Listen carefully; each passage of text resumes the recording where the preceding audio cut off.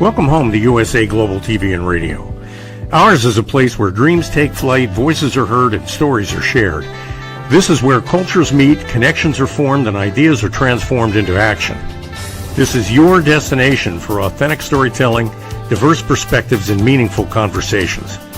We're where global stories unite and bridges are built beyond all borders. Discover our world of education, entertainment, hope, and inspiration. Together, we're building bridges worldwide. Subscribe to our USA Global TV channel and download our USA Global TV app. Be our guest or join our team. Visit usaglobaltv.com.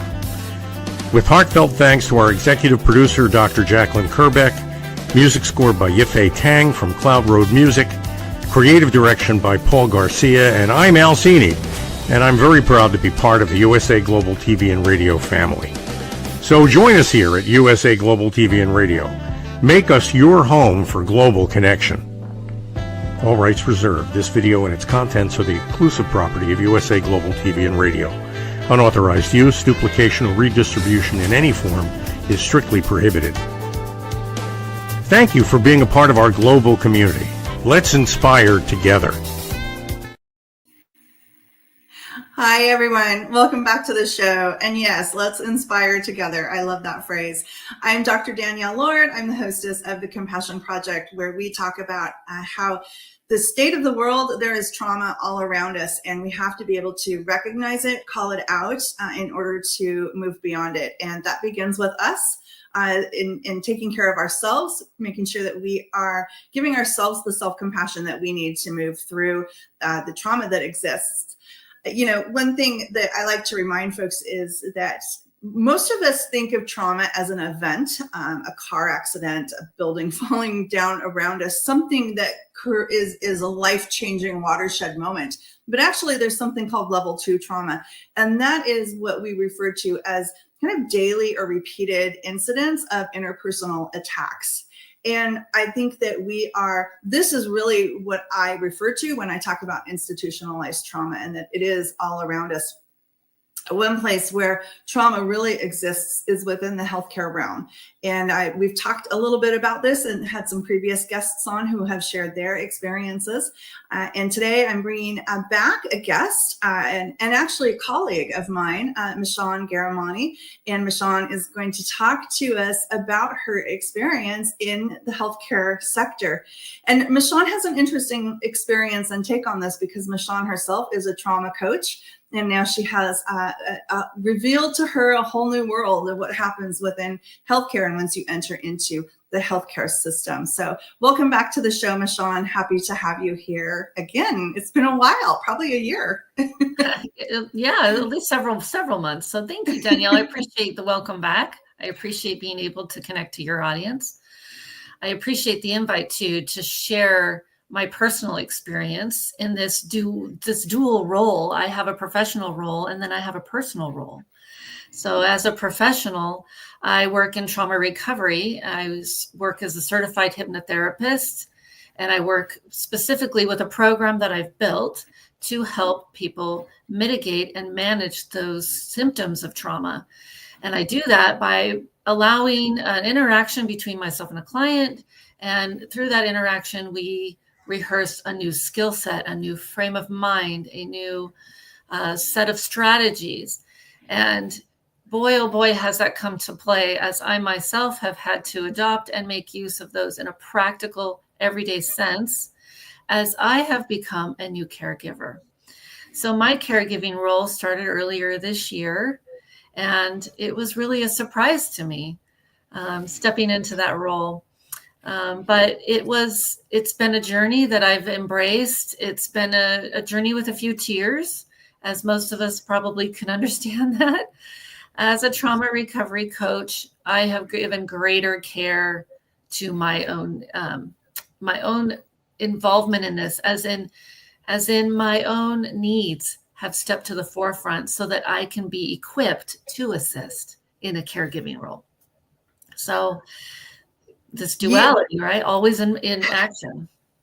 Yeah, you have definitely a unique skill set that most people probably do not have.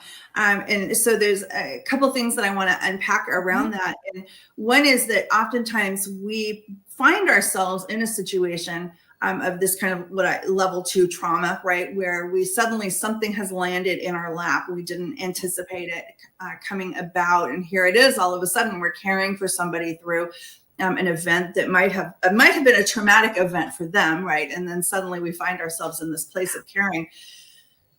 We oftentimes don't realize that that is trauma that's been inflicted upon us. And so we start to just kind of go through the motions, right? Without realizing actually the fatigue that we're experiencing and the frustration, the stress, the anxiety. We just don't function at our best that way, right? I always say the stressed, tired, frustrated, anxious brain just does not work. Yes. But I think this is what happens a lot of times, is that people just suddenly find themselves in this, and it's maybe 6 or 8 months later when they're like, why am I such a hot mess, right? Why am I so not being able to function? So, but you had a different skill set. Did you find yourself, was there a point when it was like somebody ripped the Band-Aid off and it was like, oh my gosh, I'm here, I'm in it? It kind of began, the feeling for me was really a kind of a gradual onset. I mean, in my case, this was a medical situation where there became a new medical need. And so with that, everyone's dynamic will be different. The story that leads them into trauma, or the trauma story itself, is a little different. For me, it's a family member, a caregiving need for a family member. And this was kind of a forecasted surgery. We knew the surgery was coming, but the way it played out is what is really, pardon me, the unfolding of that is really what's unexpected. And the hoops and the this and the all the different aspects that I was unaware of on the medical side, on the financial side, on the actual hospitalization side, or the caregiving side, the skilled nursing facility side, all of these parts. And then there's my family. Getting our family involved, getting a particular family member at this journey, at this place in the journey, or a new family member to take over this unique piece. It's been a whirlwind of orchestrating all of these different things. I've shed some personal tears over the empathy I have toward my family member and the situation that they're experiencing, because I'm having my own first-hand experience, but I'm not the one in the medical need. So it's been such a unique adventure, and I call it an adventure because I think labeling things positively is where I really want to be moving. My mindset is that this has been an adventure because I've learned a whole host of things about my real skill set. What do I really call as I own as a skill set? What do I really believe about life after death? Right? Because some of these things have come up. There's risk of passing during surgery or risk of stroke. There's all kinds of, right? So I've learned a little bit about my own belief system. I've learned about the capabilities and capacities of my family members. I've learned about the role of the medical field and what they will and will not do for you. And you're on your own and not much advice. So it's been a really interesting journey. Yeah. No, I can only imagine.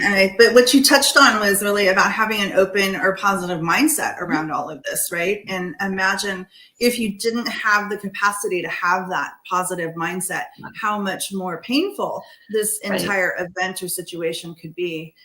Right. Talk a little bit about mindset and the power of mindset and the work that you do.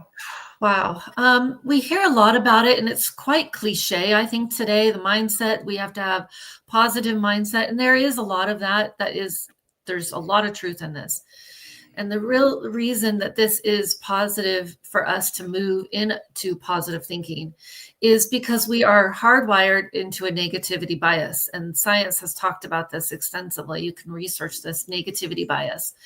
And the negativity bias keeps us alert and poised for threat, because I have to remember what has been difficult before so that I purposefully don't move myself into spaces that challenge me in those safety wise.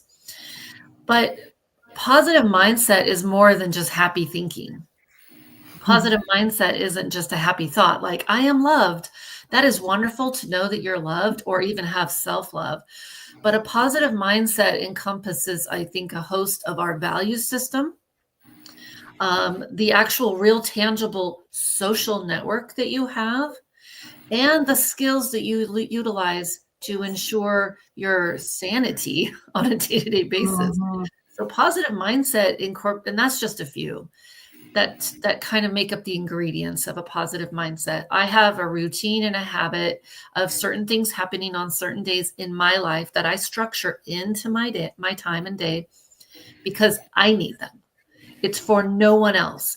Now, people benefit from what that does for me, but it is strictly for me. And it is not selfish to endeavor time for myself, or to endeavor new learning, or I simply just need to take time out, go to bed early, sleep, stay in bed a whole day. If I've done that on occasion because of exhaustion, or the stimuli, I'm overstimulated.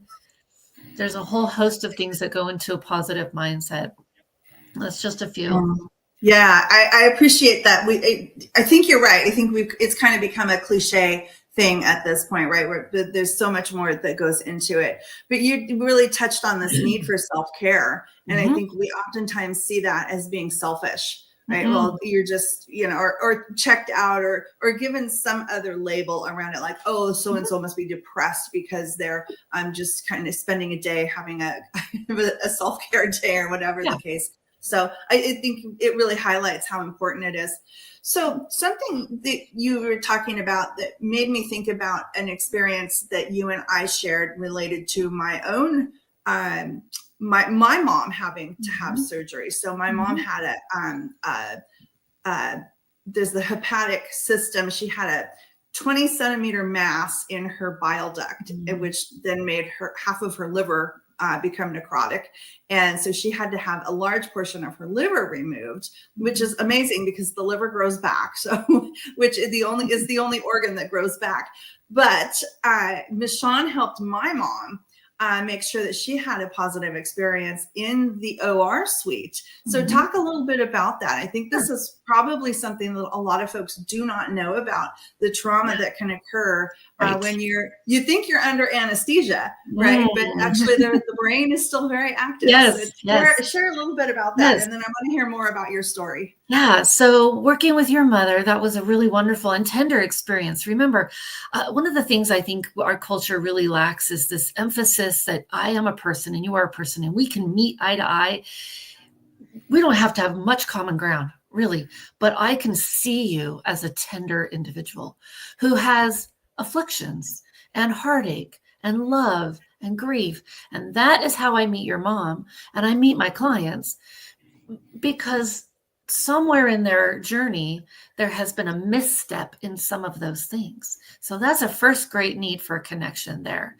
That also builds trust. I see you as an individual. So stepping in to work with your mother in a medical need, there's already a high level of apprehension to step into a medical procedure.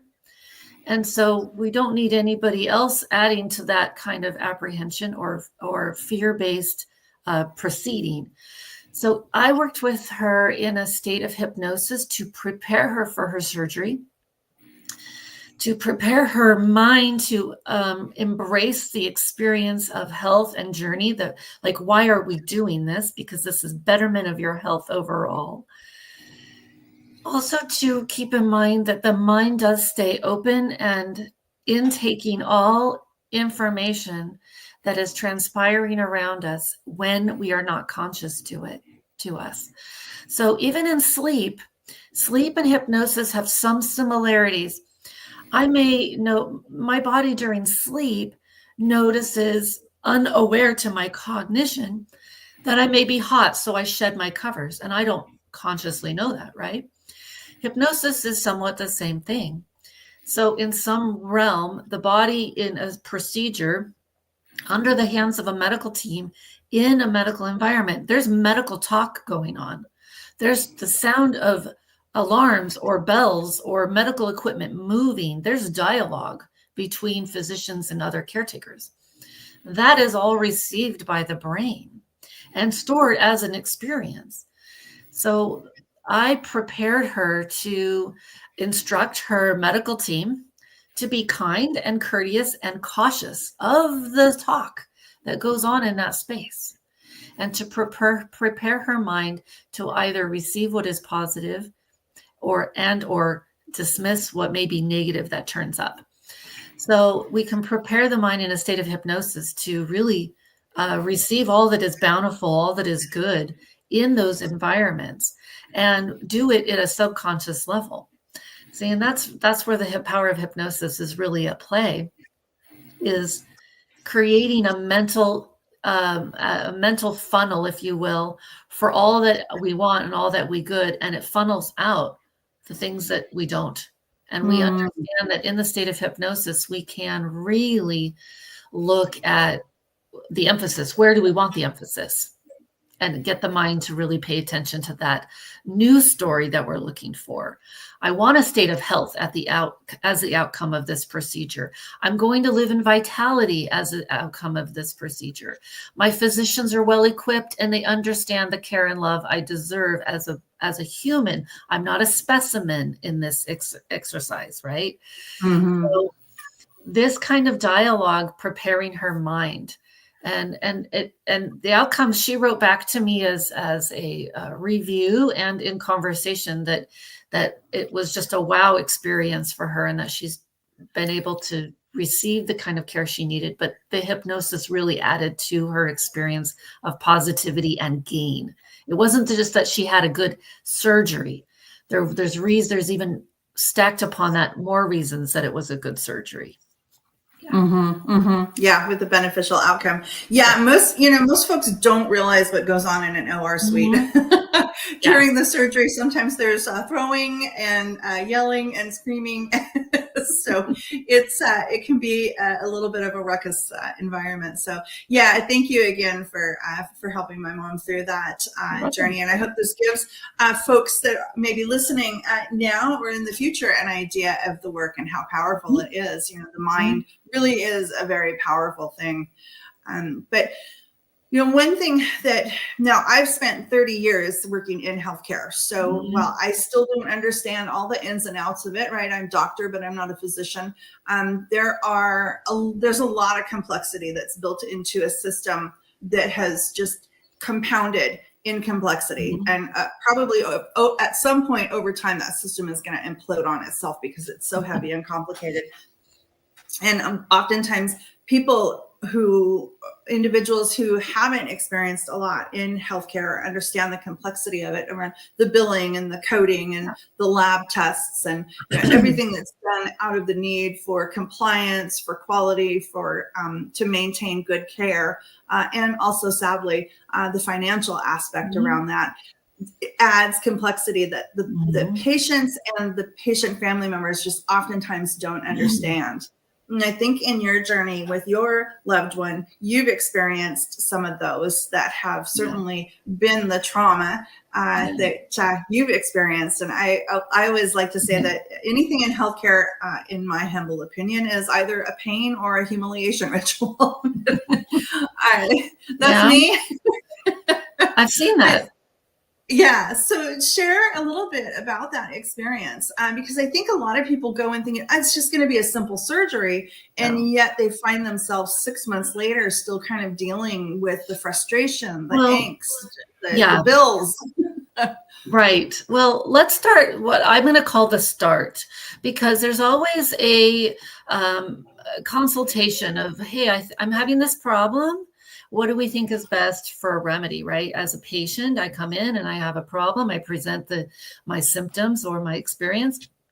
But a physician often will present a timeline of, oh, yeah, we're going to do this. We could try this first, and then we try the second. And if nothing works, then we go this route, right?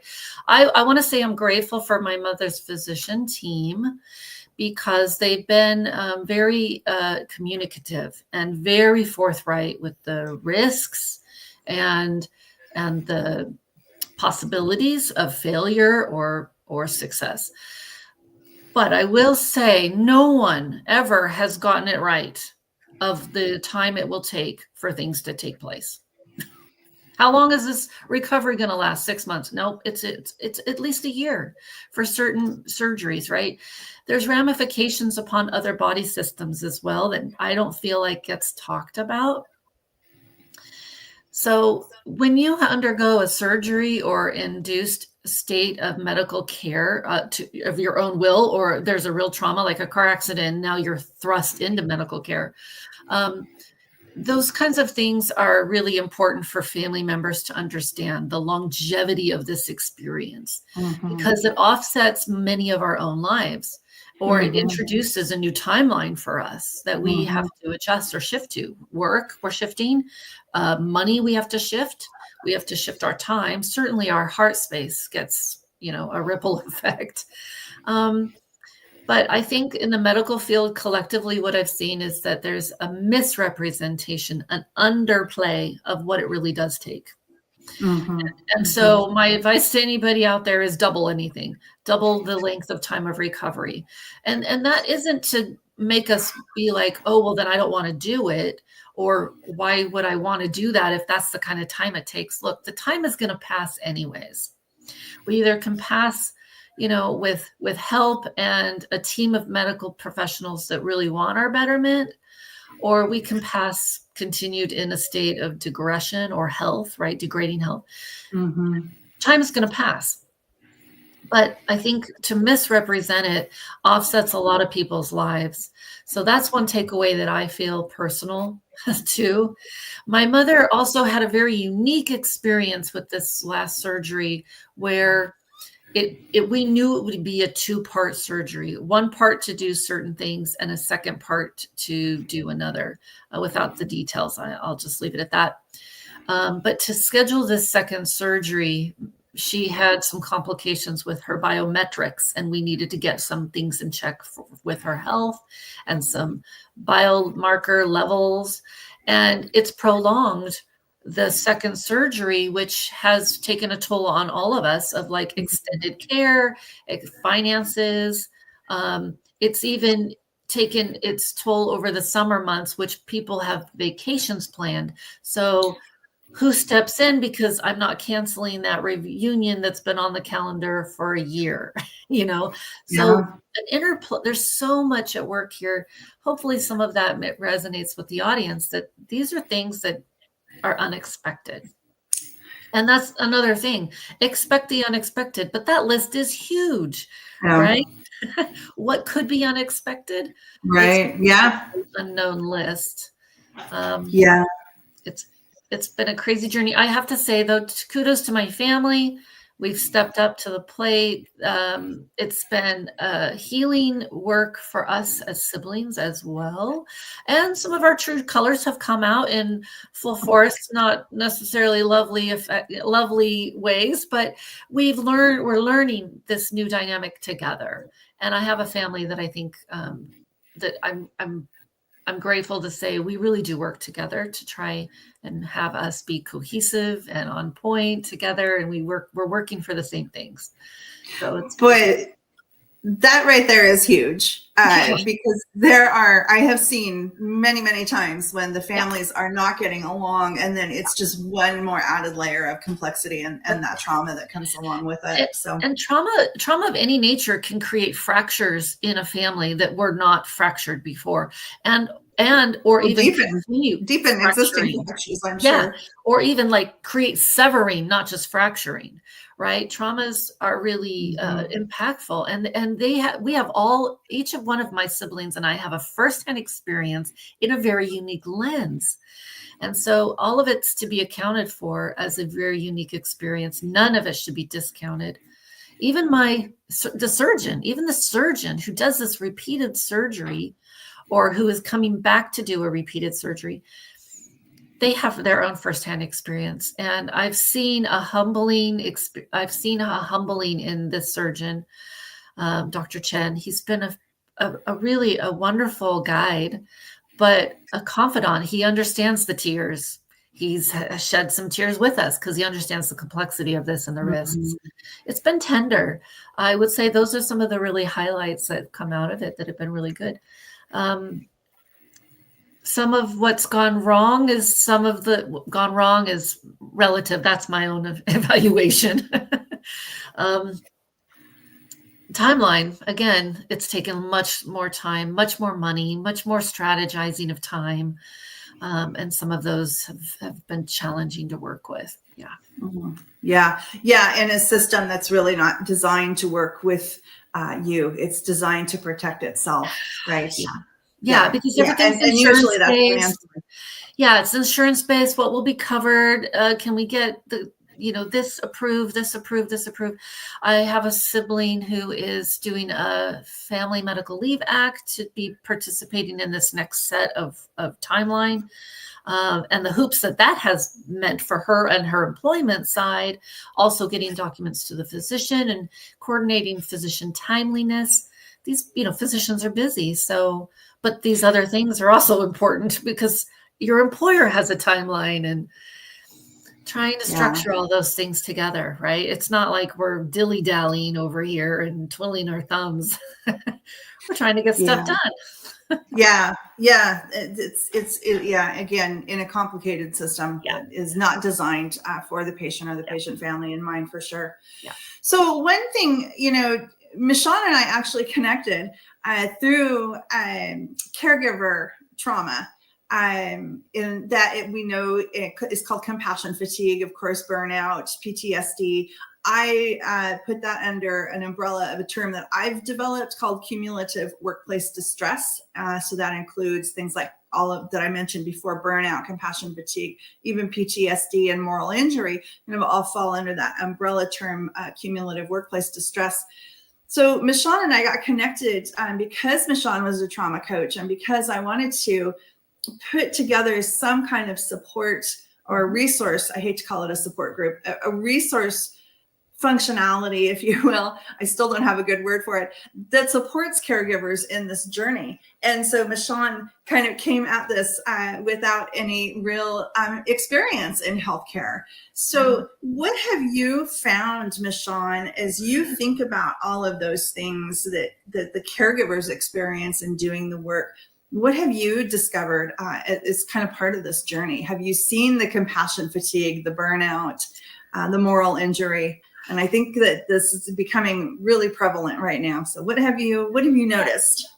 Yes, I have. I have to say, gratefully, it's been limited, but I have seen it. I've seen it in the skilled nursing facility side. My mother has a very unique experience, and the caretakers at her first skilled facility were abrupt. Some, this is not all, right? Some were abrupt to working on autopilot, like, oh, you just had surgery on your hip, so we got to get you out of bed and get you walking, get you moving. Well, that's not going to take place. She has a non-weight bearing command from the physician. And so, it begs the question, do these employees, the staff, the skilled nursing staff, are they even informed of the depth or scope of the patient before they enter a room? What protocols are enforced by the employer in their role to understand the patient concern before they even step in with, let's try this, let's do this, or why aren't you already there at that stage? The first and foremost, you've got to know your audience. I have said this until I put the face. This phrase applies across the board everywhere, at the grocery store, at the doctor's office, at my bank. You got to know your audience. Does that person even want to talk? Do they give you the vibe that they're interested in opening up, right? We got to really hone this skill. And I think especially as a skilled nursing facility employee, that has to be really at the forefront. So know your audience. So without any asking of the questions to my mother as her her physical abilities? What's her pain level? Pain is a big driving force there too. What's my mental state to even want to heal? Do I even want to heal? Right? Because the mind drives the body. You got to check in before you start making commands or demands. So I saw some of that I saw some verbiage that I was like, you don't get to talk to my mother that way. No, I'm standing right here. You don't get to speak that way. What's going on? Like I've actually had to say to somebody, you need to leave. You need to exit the room and go get yourself collected. Like that's what you need to go do because you're not functioning at what is needed here. I've had to call people out on that. I've seen it across the board in other things too, but and then I'm not trying to give skilled nursing a bad rap. There's plenty of training, plenty of good people. It is just that I've had some of that as an experience, lived experience, and it's real. So for those that may be headed that direction, needing that kind of offset care that isn't your family, you can trust your family to hopefully trust your family to give you the more tender care, right? That tenderness. But there is an objective over at a skilled facility. You are a patient in a bed. That bed has a price tag. How long you stay here, right? So I know that's working on a script in somebody else's mind, but it's not working in mine. I'm here to help my mother get what she needs. You're here to earn a paycheck or bump a bed, get the next person in because their insurance is higher and will pay more. I don't know. Yes. I speculate. But those are some of the field essences behind some of what I've seen. Yeah. Yeah, those are actually very real things that occur in actually in hospitals as well. Certainly have seen that as well, but definitely in the post-acute and the long-term care world, it's how soon can we get the bed filled? Yep. And that's a tough thing to hear when you're working in that space is, oh, that patient just died. How soon can you get the bed filled? And the first time you hear that, actually, hopefully, the feeling of, oh my gosh, what did I just experience? Hopefully that never goes away. But I think that's part of the cumulative workplace distress, right? Is that eventually I'm going to hear that statement and know that this is my job, is to fill the bed. And that's how we end up in this space of kind of, institutionalized trauma where everyone just feels complacent and apathetic to it. So it's definitely a very real thing. And having that statement be the driver of our behavior is a miss. Now, it may be a factor of your employee, but it is a miss that sits at the forefront. I will tell you. If we are going to have businesses title themselves with acute care, the word is care, right? Then we need to be seeing that.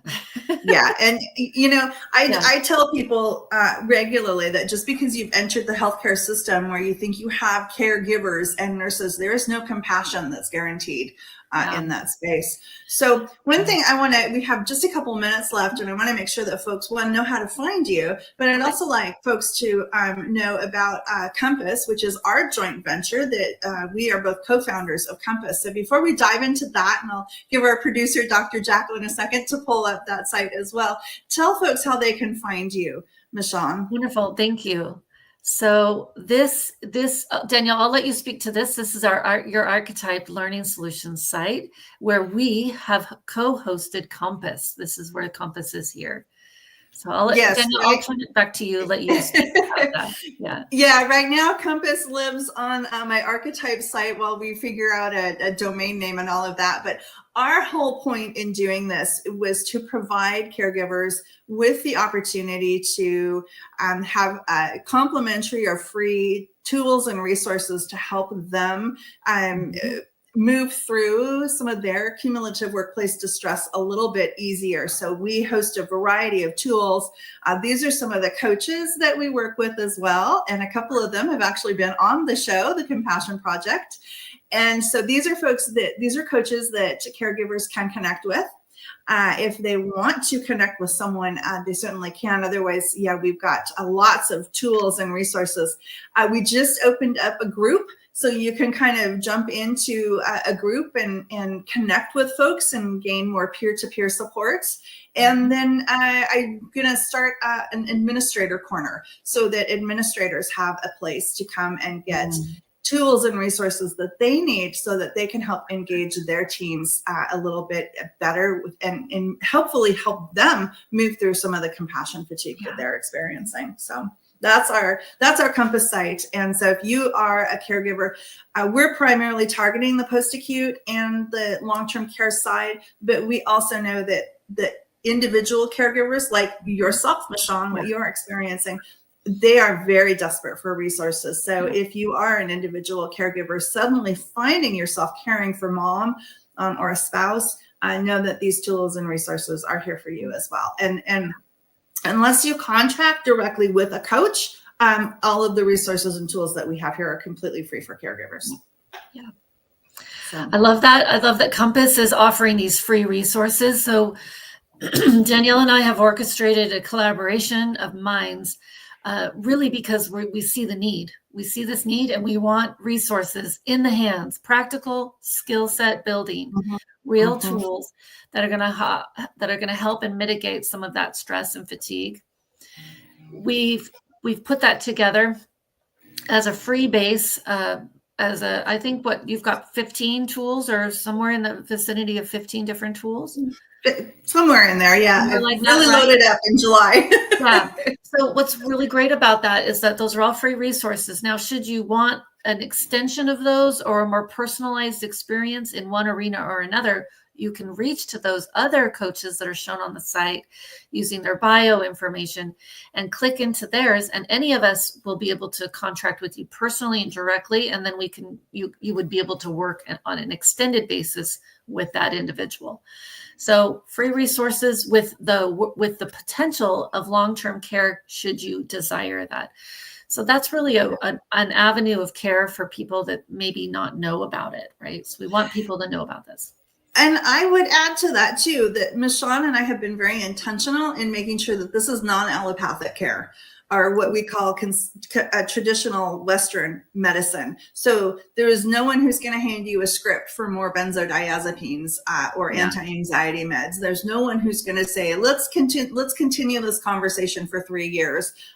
This is non-traditional ways of healing that we don't normally see in healthcare, because my very personal opinion, I think healthcare is very broken. So with that, MICHON, how can folks find you? How can folks get a hold of you directly if they choose to not go through the Compass site?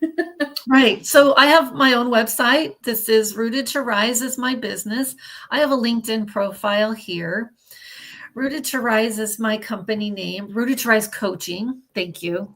Thank you, Jacqueline. This is my site here. And I offer hypnosis services, emotional recovery, which is the trauma recovery. And I also offer a product called the Bach Flower Essences. They're for energetic healing. So my services cover the gamut of trauma care. And I haven't encountered any form of trauma that hypnosis isn't applicable for, and or skill set.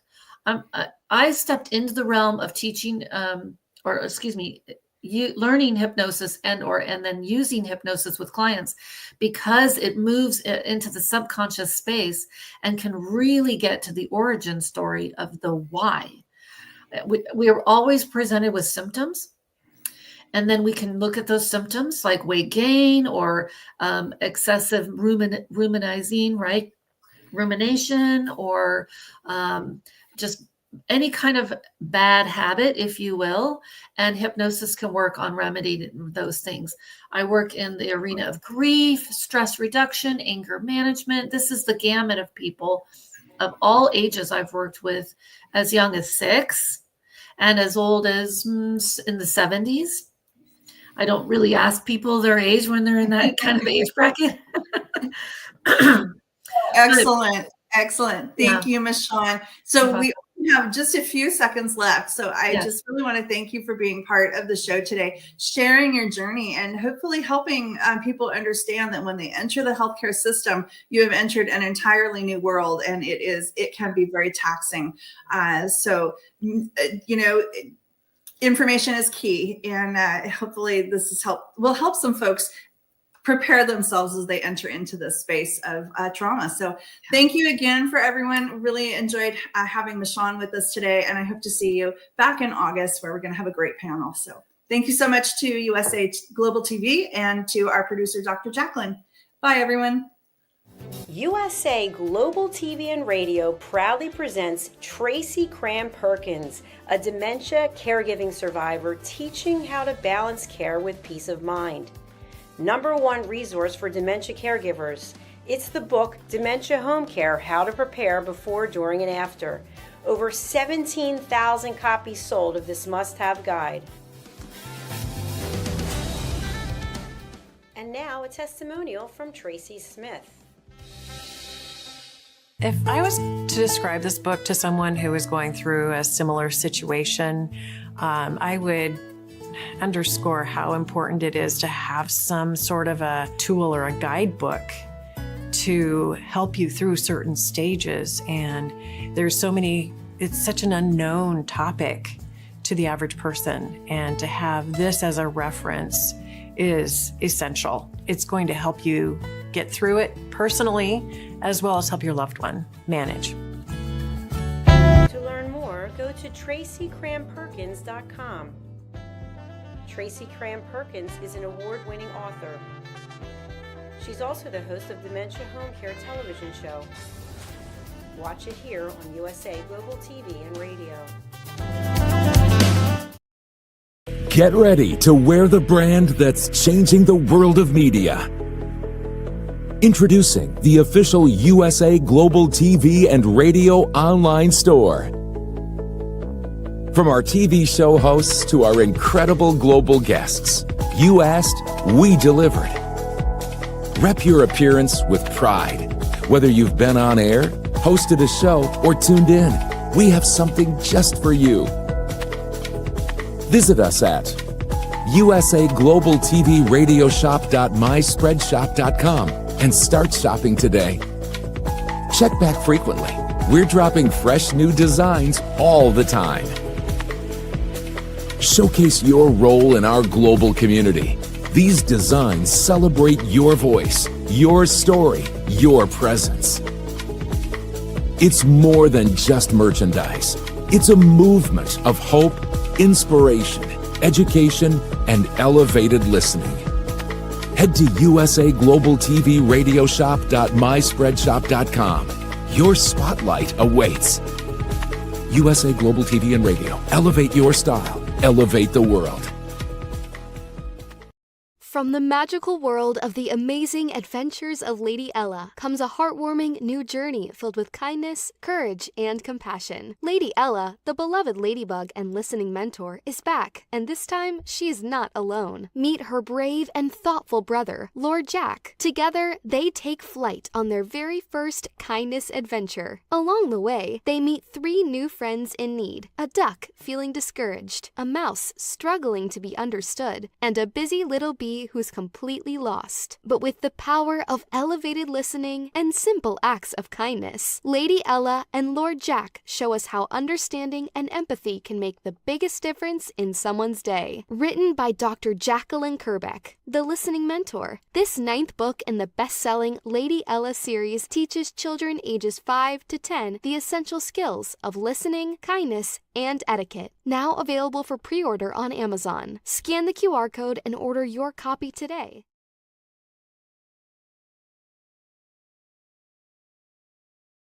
Thank you, viewers and listeners of USA Global TV and Radio, for joining us today. We're honoured to have your time and attention as part of our global community. At USA Global TV and Radio, we believe in the power of authentic conversations, meaningful connections, and creating a world of possibilities together. Want to be part of something bigger? Join our team of elevated listeners at usaglobaltv.com, a space where your voice matters and your ability to listen transforms relationships. Stay connected with us across all our platforms for thought-provoking discussions, expert insights, and empowering stories. Subscribe to our channels at youtube.com/c/USA Global TV. follow us on social media and explore the endless opportunities we're creating for growth, learning and inspiration. Together, we're not just broadcasting, we're building bridges and changing lives one conversation at a time. For inquiries, contact us at info@usaglobaltv.com. Music by Johnny Dyes. Produced by Executive Producer and Director Dr. Jacqueline Kerbeck. Voiceover by Mike Porter. Creative Direction by Paul Garcia. All rights reserved. Copyright 2025. Visit usaglobaltv.com to view our full terms and conditions.